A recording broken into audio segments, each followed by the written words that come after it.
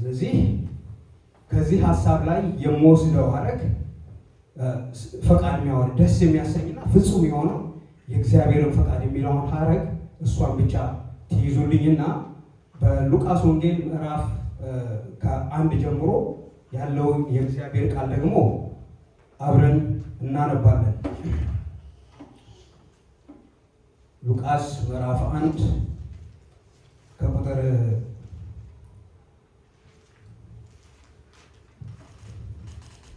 1 ጀምሮ እስከ 22 ድረስ የእግዚአብሔርን ቃል አብረን እናነባለን።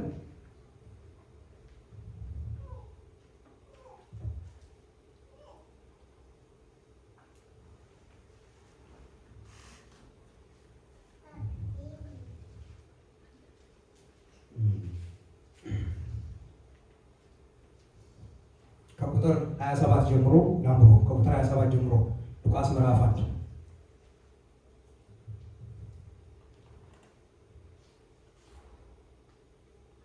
የተላከውም ከዳዊት ዘር ለሆነ ዮሴፍ ለሚባል ሰው ወደ ታጨች ወደ አንዲት ድንግል ነበረ። የድንግሊቱም ስም ማርያም ነበረ።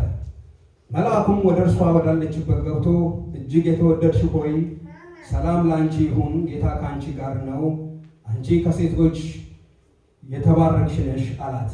ማርያምም በንግግሩ እጅግ በጣም ደንግጣ ይህ ምን አይነት ሰላምታ ይሆን እያለች ነገሩን ታሰላስል ጀመር። መልአኩም እንዲህ አላት፣ ማርያም ሆይ በእግዚአብሔር ዘንድ ሞገስን አግኝተሻልና አትፍሪ። እነሆ ትጸንሻለሽ፣ ወንድ ልጅም ትወልጃለሽ፣ ስሙንም ኢየሱስ ትዪዋለሽ። እርሱም ታላቅ ይሆናል፣ የልዑልም ልጅ ይባላል። ጌታ አምላኩም የአባቱን የዳዊትን ዙፋን ይሰጠዋል፣ በያዕቆብም ቤት ላይ ለዘላለም ይነግሣል፣ ለመንግሥቱም ፍጻሜ የለውም። ማርያምም መልአኩን እኔ ወንድ ስለማላውቅ ይህ እንዴት ሊሆን ይችላል አለችው። መልአኩም መልሶ እንዲህ አላት፣ መንፈስ ቅዱስ በአንቺ ላይ ይመጣል፣ የልዑልንም ኃይል ይጸልልሻል። ስለዚህ የሚወለደው ቅዱስ ሕፃን የእግዚአብሔር ልጅ ይባላል። እነሆ ዘመድሽ ኤልሳቤጥ በስተርጅናዋ ወንድ ልጅ ጸንሳለች፣ መካን የተባለችውም 6ኛ ወሯን ይዛለች፣ ለእግዚአብሔርም የሚሳነው ነገር የለምና። ማርያምም እነሆ እኔ የጌታ ባሪያ ነኝ፣ እንደ ቃልህ ይሁንልኝ አለች። ከዚያም መልአኩ ተለይቷት ሄደ። ማርያምም በዚያው ሰሞን በፍጥነት ተነስታ ወደ ደጋው ሀገር ወደ አንድ የይሁዳ ከተማ ወደ ዘካርያስ ቤትም ገብታ ለኤልሳቤጥ ሰላምታ አቀረበች። ኤልሳቤጥም የማርያምን ሰላምታ በሰማች ጊዜ ጽንሱ በማኅፀኗ ውስጥ ዘለለ። ኤልሳቤጥም በመንፈስ ቅዱስ ተሞላች፣ ድምጿንም ከፍ አድርጋ እንዲህ አለች፣ አንቺ ከሴቶች መካከል የተባረክሽ ነሽ፣ የማኅፀንሽን ፍሬ የተባረከ ነው። ለመሆኑ የጌታዬ እናት ወደ እኔ ትመጣ ዘንድ እኔ ማን ነኝ? እነሆ የሰላምታሽን ድምፅ ጆሮዬ እንደገባ በማኅፀኔ ያለው ጽንስ በደስታ ዘሏልና ጌታ ይፈጽማል ብሎ የነገራት ያመነች እርሷ የተባረከች ነች። አሜን። እግዚአብሔር የተመሰገነ ይሁን። ለዚህ ሐሳብ የሰጠሁት ርዕስ በሮሜ ላይ ያያችሁት ሐሳብ አለ። መልካምና ደስ የሚያሰኝ እንደውም ፍጹም የሆነውን የእግዚአብሔርን ፈቃድ የምትለዋን ሐረግ እሷን ወስዳችሁ ከዚህኛው ጋር የእግዚአብሔርን ፈቃድ እንዴት እንወቅ የእግዚአብሔርን ፈቃድ። የእግዚአብሔርን ፈቃድ ለነቢያት ነው? ለሐዋርያት ነው? ለተቀቡ አገልጋዮች ነው? ወይስ ለሁሉ ሰው ነው እንድናውቀው የተሰጠው? የእግዚአብሔር ፈቃድ ለሁሉ አማኝ ለተባለ ሁሉ የእግዚአብሔርን ፈቃድ እንዲያውቅ የእግዚአብሔር የራሱ ፈቃድ ነው። ምክንያቱም አሁን በሮሜ ላይ እንዳነበብነው መልካምና ደስ የሚያሰኝ እንዲሁም ፍጹም የሆኑ የእግዚአብሔርን ፈቃድ ታውቁ ዘንድ ነው የሚለው። ለተወሰኑ ሰዎች ወይም በዛን ጊዜ ላሉ ሎሮም ላለች ቤተክርስቲያን ብቻ አይደለም የእግዚአብሔር ቃል በዛ ሰዓት ለነሱ ቢነገርም ለእኛም የሚሰራ ነው። ስለዚህ የእግዚአብሔርን ፈቃድ የማወቅ መብት አለ፣ ግዴታችንም ደግሞ ነው የእግዚአብሔርን ፈቃድ የማወቅ። በመጀመሪያ የእግዚአብሔር ፈቃድ ለኛ አላማኞች መልካምና ደስ የሚያሰኝ እንዲሁም ፍጹም ነው። ለምሳሌ እነኚህ ሶስቱን መልካም የሚለውን ደስ የሚያሰኝና ፍጹም የሚለው ቃል ምንድን ነው ስንዘረዝራቸው ምንድን ናቸው? ክርስቲያን ወደ መንፈሳዊ የሥነ ምግባርና እድገት የሚያደርስ ነው ይሄ መልካም የሚለው ቃል ሰው መልካም ነገር እያደረገ ሲሄድ፣ ጥሩ ነገር እያደረገ ሲሄድ በእግዚአብሔር ዘንድም መልካም ነው። እንዲሁም ደግሞ ለመንፈሳዊ ነገሩ እድገትን፣ ለውጥን እያሳየበት የሚሄድበት ነገር ነው። ደስ የሚያሰኝ የሚለው በመሰረቱ የእግዚአብሔርን እንጂ ሰው ደስ የሚያሰኝ ለማለት ሳይሆን በሉቃስ 22:42 ላይ ያለ ቃል በዚያ ክፍል ውስጥ የምናየው ሁኔታው ሰዓቱ አስጨናቂ ቢሆንም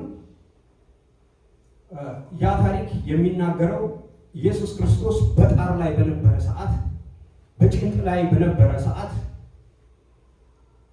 ተንበርክኮ እየጸለየ የደም ነጠብጣብ እያላበው ወደ አባቱ ጸልዮ ምንድን ያለው? አባት ሆይ ፍቃድህ ብትሆን ይህች ጽዋ ከኔ ትለፍ። ነገር ግን በዛን ጊዜ አባቱ መልስ አልሰጠም። ጸጥ ያለው እግዚአብሔር አይደለም። ለምን?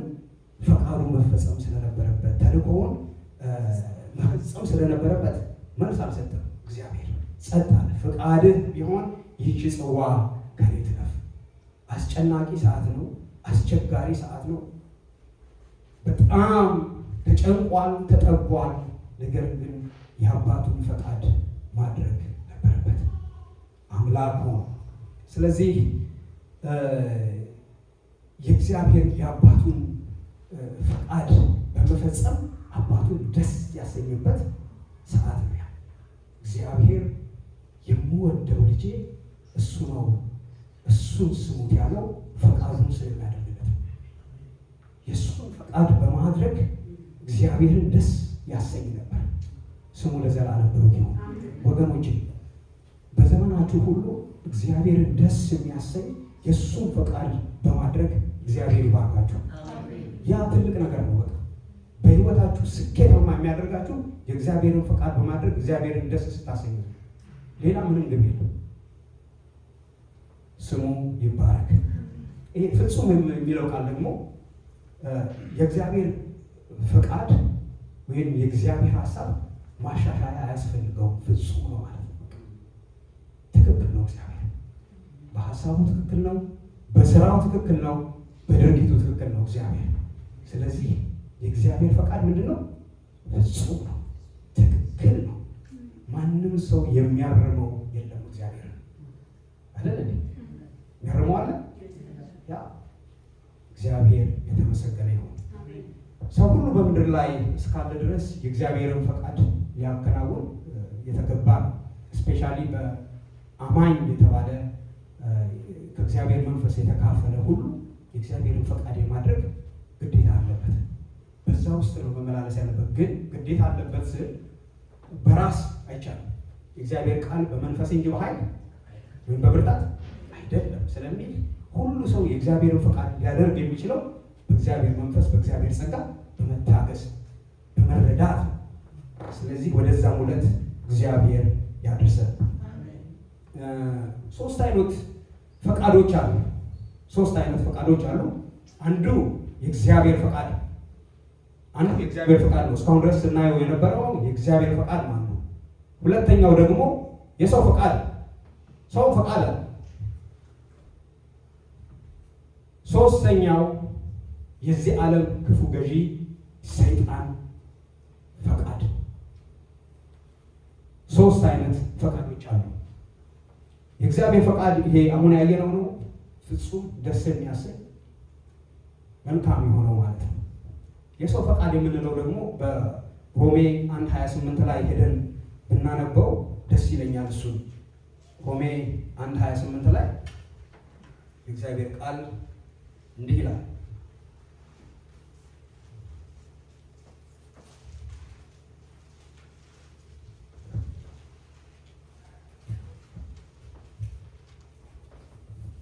ሮሜ 1:28 ከዚያም በላይ በሀሳባቸው እግዚአብሔርን ማወቅ አይጠቅምም በማለታቸው መደረግ የማይገባውን እንዲያደርጉ እግዚአብሔር ለማይረባ አእምሮ አሳልፎ ሰጣቸው። በሁሉም አይነት አመፅ፣ ክፋት፣ ስግብግብነትና ግብረ ብልሹነት ተሞልተዋል።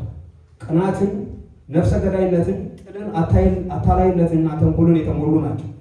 ሐሜተኞች፣ ስም አጥፊዎች፣ አምላክን የሚጠሉ ተሳዳቢዎች፣ ትዕቢተኞችና ትምክህተኞች ናቸው። ክፋትን የሚሰሩበትን መንገድ ያውጠነጥናሉ። ለወላጆቻቸውም አይታዘዙም። የማያስተውሉ ውልን የሚያፈርሱ ርኅራኄ የሌላቸውና ጨካኝ ናቸው።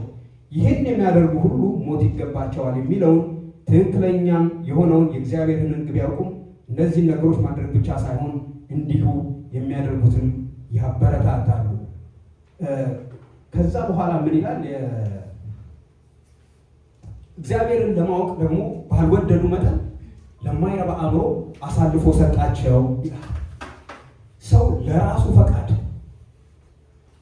ለራሱ ፈቃድ መኖር ሲጀምር እግዚአብሔርን ደስ የማያሰኝና ክፉ ነገር ይወርሰዋል። ለማይረባ አእምሮ ተላልፎ ይሰጣል። ያ ደግሞ አሁን የእግዚአብሔር ቃል እንደሚለን አመፀኛ ይሆናል። ለማይረባ አእምሮ አሳልፎ ይሰጠዋል እግዚአብሔር። ስለዚህ የሰው ፈቃድ በእግዚአብሔር ፈቃድ ውስጥ ሲጠቀለል እንደዛ ከመሆን ያልፍና የእግዚአብሔር ማንነት እየገዛው ይሄዳል። ስለዚህ የሰው ፈቃድ አጥፊ ነው እንጂ አልሚ አይደለም። ስለዚህ እኛ አማኞች ሰዎችን ብንሆን የሚገዛን ግን የማን ፈቃድ ነው? የእግዚአብሔር ፈቃድ። ስለዚህ በእግዚአብሔር ፈቃድ ውስጥ እንድንኖር እግዚአብሔር ይፈልጋል። አሁን እንዳነበብነው ወደ ዋናው ሀሳቤ ወደ ሉቃስ 1 ላይ እስካሁን ያሳያዩት ለመንደርደሪያ ያህል ነው። በሉቃስ 1:26 ላይ ያነበብነውን ያንን የማርያምን ታሪክ ነው። ይህ ለማርያም የተነገረው መልእክት እውነተኛ መልእክት መሆኑን በምን ይታወቃል የሚለውን ዝም ብለን እስኪ እንመርመር። ሞኝ ነህ እንዴ? የእግዚአብሔር ቃል እኮ ነው ያለው ልትሉኝ ትችላላችሁ። እስቲ ዝም ብለን እንየው።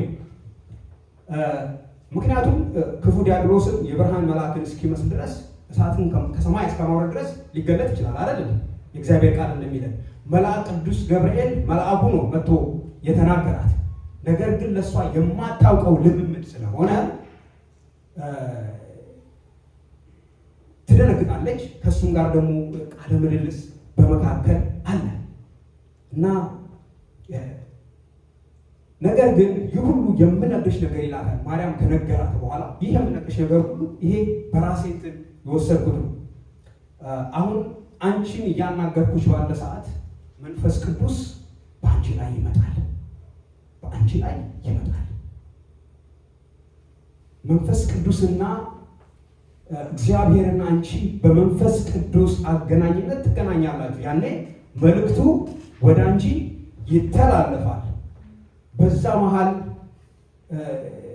ማርያም በጥርጣሬ ነው የምትሰማው። እንዴት ሊሆን ይችላል? እውነት ነው፣ ሊሆን አይችልም። በሰው አስተሳሰብ፣ በሰው እውቀት ድንግል ትጸንሳለች ማለት አይሆንም። ነገር ግን ይህ እንዴት ይሆናል ብላ ትናገራለች። መንፈስ ቅዱስ በአንቺ ላይ ይመጣል። እሺ፣ መንፈስ ቅዱስ ወደ ላይ ይመጣል። መንፈስ ቅዱስ ሲመጣ ኃይልን ትሞኛለሽ፣ ኃይልን ትቀበያለሽ። በራስሽ ሳይሆን ከእግዚአብሔር ዘንድ በሆነ ተአምራዊ መለኮታዊ ኃይል ትጸንሻለሽ። አንቺ የእግዚአብሔርን ፈቃድ የማከናወን የእግዚአብሔርን ሐሳብ ለማከናወን የተመረጥሽ አንቺ ከሴቶች መካከል የተባረክሽ ንጽሕት ነሽ።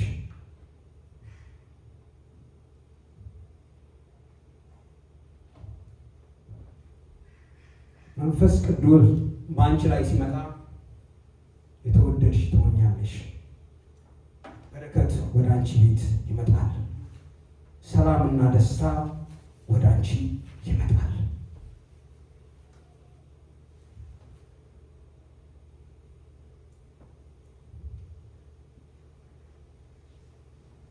ማርያምን በንግግሩ እጅግ በጣም ደንግጣ ይህ ምን አይነት ሰላምታ ነው አለች። ታስታውሱ እንደሆነ ከዛም ነገሩን ታብሰለስል ነበረ። በእግዚአብሔር ዘንድ ሞገስን አግኝተሻል። ስለዚህ የእግዚአብሔርን ፈቃድ ለማወቅ በመጀመሪያ የእግዚአብሔር መንፈሳችን ሊመሰክር ይገባል። አንደኛው ይህ ነው። የእግዚአብሔር መንፈስ ለመንፈሳችን ይመሰክራል። እንዴት ይመሰክራል? ሰላምና ደስታ፣ በእግዚአብሔር ዘንድ ሞገስን እንዲሁም እረፍትን ይሰጣል የእግዚአብሔር መንፈስ። ስለዚህ ያ የሚመጣው የእግዚአብሔርን ፈቃድ ለመቀበል የእግዚአብሔር መንፈስ አቅም ይሆነናል ማለት ነው። ስለዚህ መንፈሳችን ሲረጋጋ ከእግዚአብሔር የሆነ መልእክት እንደሆነ ውስጣችን ሲረዳው የእግዚአብሔርን ሐሳብና የእግዚአብሔርን ፈቃድ ለማድረግ ወደ ኋላ የማንል ሰዎች እንሆናለን። ስለዚህ የእግዚአብሔር መንፈስ ወደ እሷ ሲመጣ መጀመሪያ ያደረገው ደስታ፣ ሰላም፣ በረከትን፣ መረጋጋትን ለእሷ አመጣ። እግዚአብሔር ይመስገን። የእግዚአብሔር መንፈስ እስቲ በእያንዳንዳችን ሕይወት ውስጥ እንዲህ አይነት ጥልቅ ያለ ነገር አምጥቶ ሊለወጥ የሚገባው ነገራችን እንዲለወጥ እግዚአብሔር የተመሰገነ ይሁን።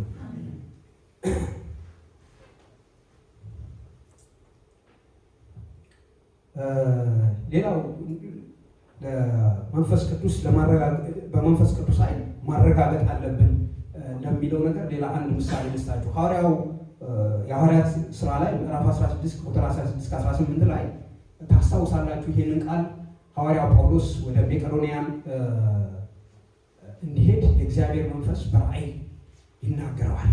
ያንን ሐሳብ ነው የሚያወራው። አንድ ቀን ይላል ሐዋርያት ሥራ 16-18 አንድ ቀን ወደ ጸሎት ስፍራ ስንሄድ በጥንቆላ መንፈስ ትንቢት የምትናገር አንዲት የቤት አገልጋይ አገኘ። እርሷም በዚህ የጥንቆላ ስራዋ ለአሳዳሪዎቿ ብዙ ገንዘብን ታስገኝላቸው ነበር። ይህች አገልጋይ ጳውሎስንና እኛን እየተከተለች እነዚህ ሰዎች የመዳንን መንገድ የሚነግሯችሁ የልዑል የእግዚአብሔር ባሪያዎች ናቸው በማለት ትጮህ ነበር። ይህንንም ብዙ ቀን ደጋገመችው። ጳውሎስ ግን በዚህ እጅግ በመታወኩ ዘወር ብሎ ያንን መንፈስ ከእርሷ እንድትወጣ በጌታ በኢየሱስ ክርስቶስ ስም አዝሃለሁ አለው። መንፈሱን በዚያው ቅጽበት ወጣላት ይላል። ይህ የጥንቆላ መንፈስ ያለባት ሴት አስመሳይ መንፈስ ነው፣ ክፉ መንፈስ ነው የሚለውን ሰምታችኋል። ይህ የእግዚአብሔር አገልጋይ የሆነ የልዑል ባሪያዎች ናቸው በማለት ትጮህ ነበረ። ነገር ግን በዚህ ሰዓት የጳውሎስ መንፈስ ታወከ ይላል፣ ተቆጣ ይላል። መንፈሱ ነቃ፣ ቆም ብሎ አሰበ። እንግዲህ እሷ ያለችው ይህ ክፉ መንፈስ ያለው በሴቷ ተጠቅሞ ያለው ነገር እግዚአብሔር ይመስገን የሚያሰኝ ነው አይደል? ነገር ግን አይደለም። አስመሳይ ክፉ መንፈስ የጥንቆላ መንፈስ ነው። ከክፉ ምንም መልካም ነገር ልንጠብቅ አይገባም አይደል? ሲያስመስል ነው። ግን ጳውሎስ ግን መንፈሱ ስለነገረው በጌታ በኢየሱስ ክርስቶስ ስም ብሎ አዘዘው። መንፈሱ ከሷ ጮሆ ወጣ ይላል። ይህ ያስደንቃል በጣም። ስለዚህ የእግዚአብሔር መንፈስ በውስጣችን ሲኖር ይመሰክራል፣ ይናገራል። እሱ ትክክል ያልሆነውን ትክክል አይደለም ይላል፣ ትክክል የሆነውን ራይት ይላል። እግዚአብሔር ይመስገን። ስለዚህ ማርያምም ይህንኑ አይነት ነገር ነው በጥርጣሬ ውስጥ እያለች፣ ግን የእግዚአብሔር መንፈስ ወደ እሷ ሲገባ መረጋጋትን አመጣ። መቀበል እንድትችል አቅም ሆናት። የእግዚአብሔር ስም ብሩክ ይሁን። ከዚያ በኋላ ማርያም ተነሳ። ኢሚዲየትሊ የምስጋና መዝሙር አይደለም የዘመረችው። አሁንም የሆነ ጥያቄ አለ። የእግዚአብሔር መንፈስ እንዲመጣ ያንንም ብትቀበል ኮሽን ታደርጋለች። ሌላ ማረጋገጫ፣ ሁለተኛ የእግዚአብሔርን ፈቃድ ለማወቅ ምን ማድረግ አለብን? ሁለተኛ ቅዱስ የእግዚአብሔርን ቃል አብሮ ደግሞ ማየት ያስፈልጋል። ከዚያ በኋላ ማርያም ተነስታ የምስጋና መዝሙር ሳትዘምር በሉቃስ 1:31 ላይ እነሆ ትጸንሳለች፣ ወንድ ልጅም ትወልዳለች፣ ስሙንም ኢየሱስ ትይዋለሽ፣ እርሱም ታላቅ ይሆናል፣ የልዑል ልጅም ይባላል። ጌታ አምላኩም የአባቱን የዳዊትን ዙፋን ይሰጠዋል፣ በያዕቆብም ቤት ላይ ለዘላለም ይነግሣል፣ ለመንግስቱም ፍጻሜ የለውም ይላል። እግዚአብሔር ይመስገን። እዚህ ጋር ደግሞ ቆም ብላ ታስባለች። 3 ነገሮችን እዚህ ጋር እናያለን።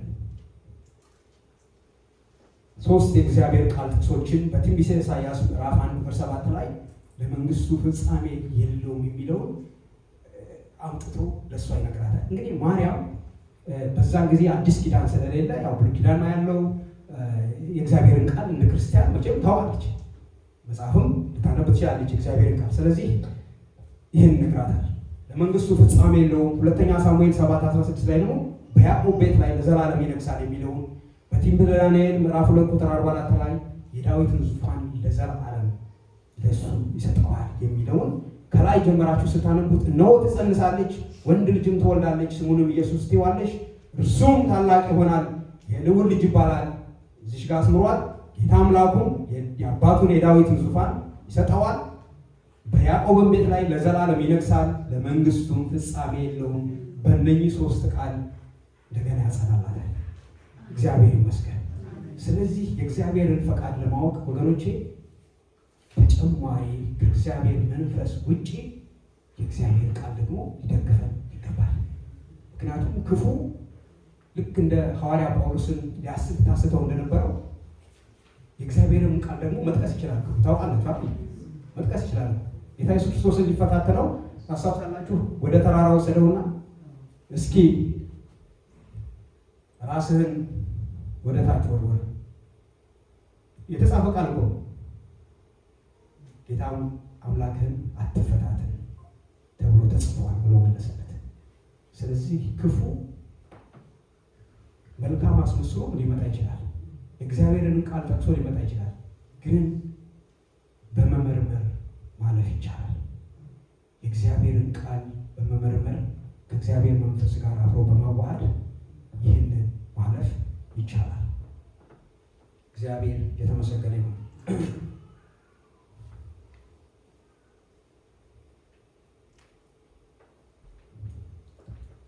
ይህንን ቃል ካላት በኋላ መልእክቱና መልእክተኛው ከእግዚአብሔር መሆኑን አረጋገጠላት። ማለት እግዚአብሔር ቃል አለ፣ እንደገና መንፈስ ቅዱስ መጀመሪያ መጥቷል። ስለዚህ የተላከው መልአኩ ገብርኤል ከላይ ነው። ምን ይዞ ነው የመጣው? መልእክት ይዞ ነው የመጣው። ስለዚህ በሁለት ነገር አረጋግጦላታል። መንፈስ ቅዱስ በመሰከረላት ብቻ እርምጃ ለመውሰድ አልተጣደፈችም። ምስጋና አድርገህልኛልና ለዘላለም አመሰግናለሁ የሚለው መዝሙር አልዘመረችም። ገና ይቀራል። በእግዚአብሔር ቃል መመርመር ያስፈልጋል። የሚመጣውን መልእክት ሁሉ በእግዚአብሔር ቃል ይመረመራል። የእግዚአብሔር ቃል ግን የሚመረምረው የለም። ሁሉ ነገር በእግዚአብሔር ቃል ይመረመራል። የእግዚአብሔር ቃል ግን የሚመረምረው የለም። ይህ የእግዚአብሔር ፈቃድ ነው ብለን አጥለለን እንድንወስደው እንድንቀበለው የሚያደርገን የእግዚአብሔር ቃል እውቀት ለእያንዳንዳችን ደግሞ ያስፈልጋል አይደል? የእግዚአብሔርን ቃል እውቀት ያስፈልጋል። ሶስተኛው ማረጋገጫ ሁለት ነገር ነግሬያችኋለሁ። የእግዚአብሔርን ፈቃድ ለማወቅ አንደኛ ከእግዚአብሔር መንፈስ በመመራት ወይም የእግዚአብሔር መንፈስ የሚለንን በመስማት፣ ሁለተኛ በእግዚአብሔር ቃል፣ ሶስተኛው ቅዱሳን ሰዎች ደግሞ በሚመሰክሩት። ይህንንም እንደዚሁ በሉቃስ 1:39 ላይ ሄደን አብረን እናነበዋለን። 1:39 ላይ ማርያምን በዚያው ሰሞን በፍጥነት ተነስታ ወደ ደጋው ሀገር ወደ አንድ የይሁዳ ከተሞች ሄደች። ወደ ዘካርያስም ቤት ገብታ ለኤልሳቤጥ ሰላምታ አቀረበች። ኤልሳቤጥም የማርያምን ሰላምታ በሰማች ጊዜ ጽንሱ በማኅፀኗ ውስጥ ዘለለ። ኤልሳቤጥም በመንፈስ ቅዱስ ተሞላች። ድምፅዋንም ከፍ አድርጋ እንዲህ አለች፣ አንቺ ከሴቶች መካከል የተባረክሽ ነሽ፣ የማኅፀንሽም ፍሬ የተባረከ ነው። ለመሆኑ የጌታዬ እናት ወደ እኔ ትመጣ ዘንድ እኔ ማን ነኝ አለች። ሌላ ሶስተኛ ምስክር ቅዱሳን ሰዎች ወደ ተነገራት ወደ ኤልሳቤጥ ቤት በፍጥነት ተነስታ ሄደች። እዛ ሄዳ ግን መልአኩ ያላትን ነገር እንዲህ አለኝ እኮ ብላ ተነስታ ሄዳ አልተናገረችም። ከእሷ እየመረመረች ስለሆነ ሁለት ማረጋገጫ ታለች። ሶስተኛው ላይ ቀጥታ ሄዳ ማርያም ሰላምታ ለኤልሳቤጥ ትሰጣለች። ሰላምታ ትሰጣለች። ልክ ሰላምታዋ ወደ ኤልሳቤጥ ሲደርስ የእግዚአብሔር ቃል እንደሚለን ጽንሱ በማህፀኗ ውስጥ በደስታ ዘለለ። እግዚአብሔር ይመስገን ዘለለ።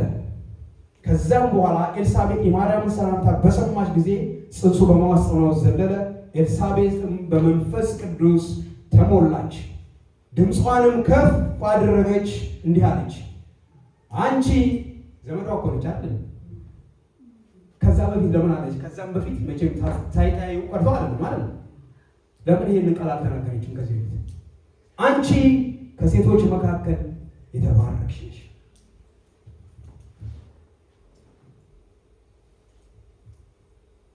የማህፀንሽም ፍሬ የተባረከ ነው። ለመሆኑ መጸነሷን እኮ አታውቅም አይደል? መንፈስ ቅዱስ ወደ እሷ ገባ። መንፈስ ቅዱስ ሲገባ ማርያም ጸንሳለች ማለት ነው አይደል? ከዛ የማህፀንሽም ፍሬ የተባረከ ነው።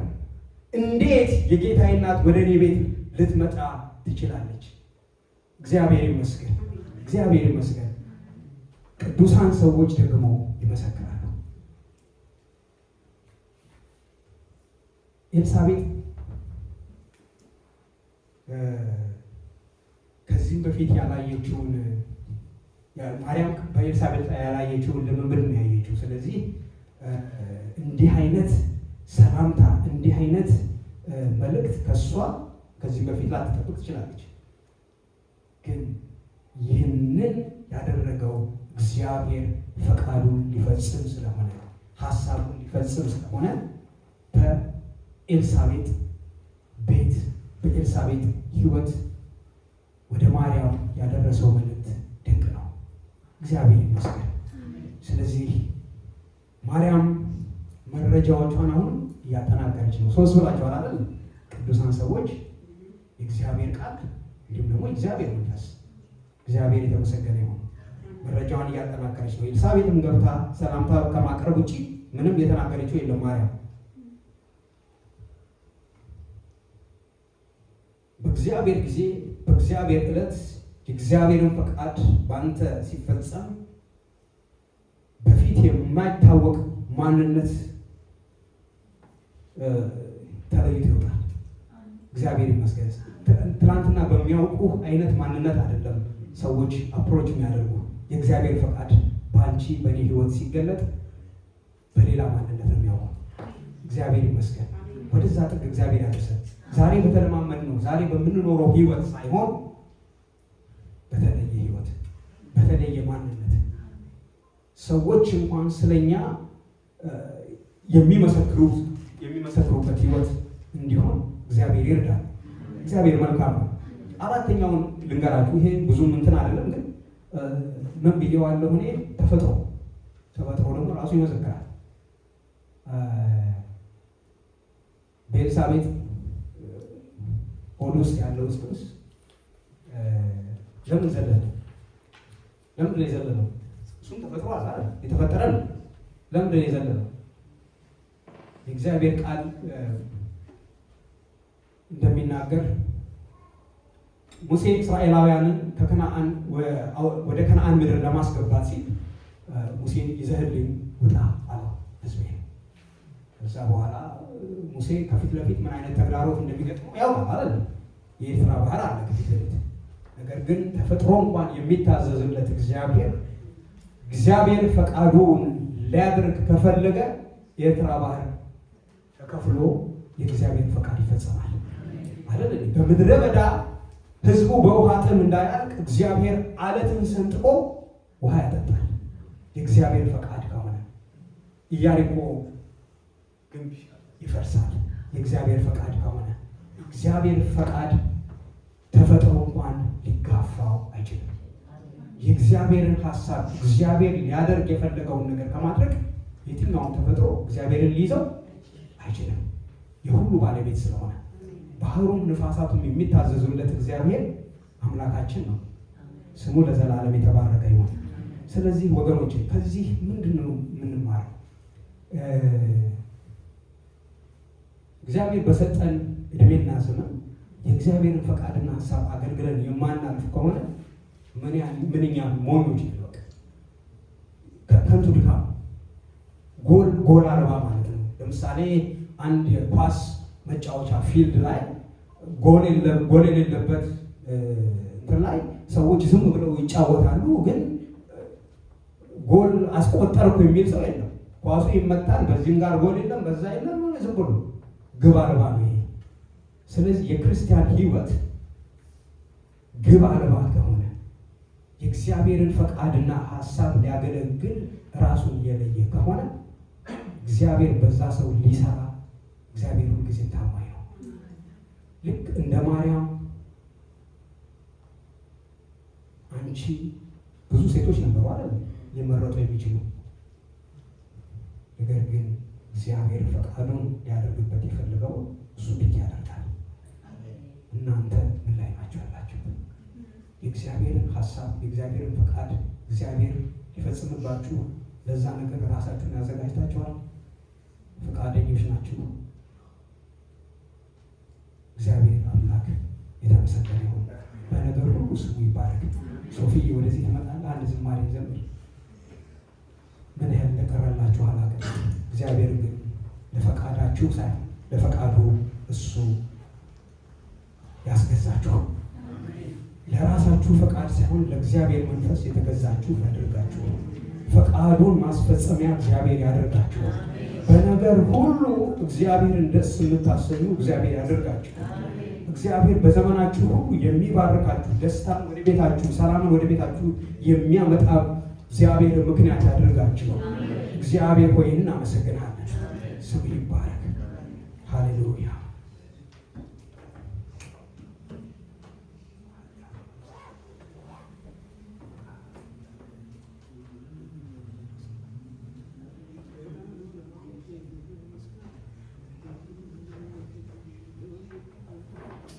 እግዚአብሔር ሆይ ስም ይባረክ። እናመሰግናለን፣ እናከብርሃለን። ለፈቃድህ የተገዛን ሰዎች አድርገን፣ ለሀሳብህ የተገዛን ሰዎች አድርገን። ሃሌሉያ።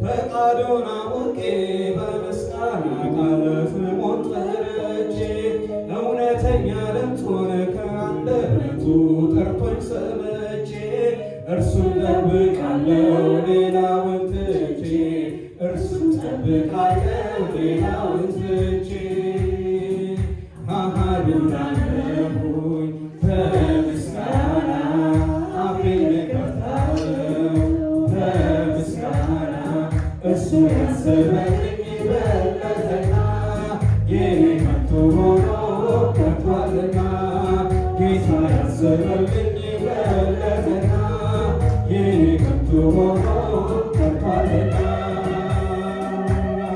በከንቱ ነበረ መድካቴ ማይታች ማለቴ ነገ ዛሬ እንዲሆን በምኞት ብቻ እጅግ መትጋቴ አሁን